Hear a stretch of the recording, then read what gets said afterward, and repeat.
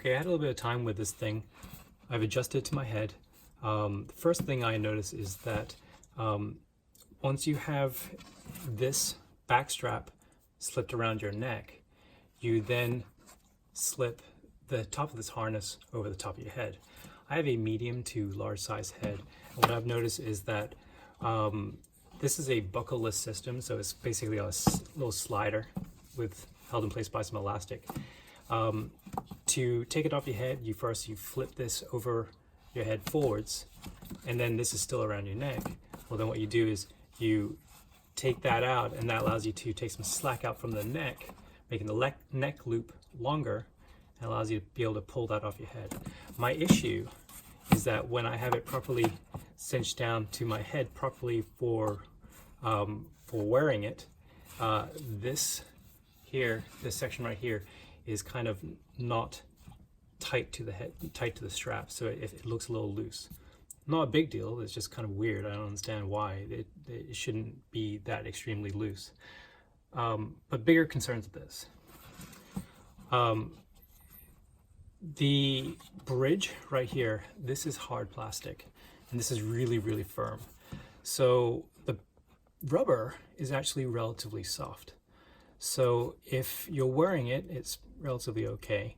However, if you were to take an impact to the front of your face, this plastic piece is going to go right up onto the bridge of your nose and possibly break your nose, or worse, if it twists, it could go into your orbital eye socket.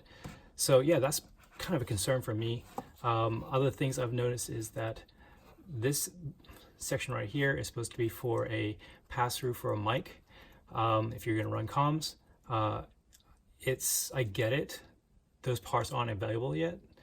My bigger concern is that it actually is in kind of a place where you would normally cheek your rifle on either side, and I find that this kind of can get in the way when you're trying to get a good cheek weld. So you remove the big filters from the sides of the masks or the front of the masks, but then you have this little piece right here, and because of the shape, it kind of sticks out. When I first started trying to figure out how to take it on and off, it was a little bit confusing at first. So it basically uses a HEPA type filter. It has a rubberized seal. It looks like it's a shortened version of HEPA filter.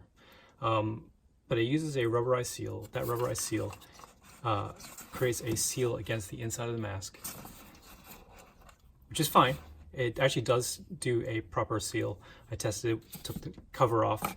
I pressed this in, press it to my face. You cover up the vent, and you basically breathe in, breathe out, and no air should pass through. And it does that. It does that very well. When you're first putting it on and off, the design is supposed to be that these are clips here and here. You take this filter, you clip it in place, then you are supposed to be able to just slide this in. What I find is that it is not the most intuitive thing to do if you're wearing it on your face at the time. You can do it relatively easy. But the other problem is this. You hear that click, this is clearly in there, but this side is not clicked. Okay, it's not locked in. So that can be a concern, because you think you're going to get a good seal. Meanwhile, one of these two sides is not fully clicked in, and you run the risk of not having a proper full seal on the filter on the inside. These are just the initial observations. The rubber is fine. It attracts lint like crazy, but so do most of them. In comparison, we have the Gentex / OpsCore mask, which works well. This one has also got the standalone head strap, which is very, very similar in concept. The difference is that there's no hard rubber in this upper bridge of the mask. So if you were to take a hard impact, you're really not going to have any issues. If you get a hard impact with this, you're gonna have a pretty bad day. Filter as well, also on this mask, is a lot easier and a lot more intuitive. You can't really mess it up. It basically has keys, and these are the slots, and you basically find it, which is relatively easy to do while you're wearing it or not wearing it. You just find those keys, lock it in, turn it. You can't do it wrong. You can't install this wrong. You can install this one wrong. Okay. That's basically my opinion. I need to run it. Breathability is about the same between the two that I noticed. I don't really notice a huge difference in breathability. Aesthetically, they're very, very similar. Both are pretty low profile. This is probably lower profile than this. Aesthetically, in terms of looks, it is really quite unimportant, but I think they're both fine. I don't really have a problem with the looks. It's more function. I'm more concerned about how that will be once you're wearing it on your face. This armature here, this is hard plastic, and then there's a rubber underneath it. I haven't tried pulling that off. I don't think it will come off. I think it's welded there pretty well, so that's great. It's just this bridge. This bridge is a pretty big concern for me. I do not like that. I get the aesthetics of it. I just do not like it. I don't like it there. I'll wear it if I'm going to go running.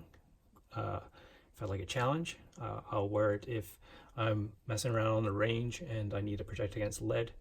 But I would be really concerned about fighting in this or just falling on my face and taking this thing straight to the face. So yeah, that's basically observations, thoughts, and hope that's helpful to you guys if you're looking to buy one or the other. Give it a look, see for yourself, see what other reviews say. Hope this was helpful. Thanks.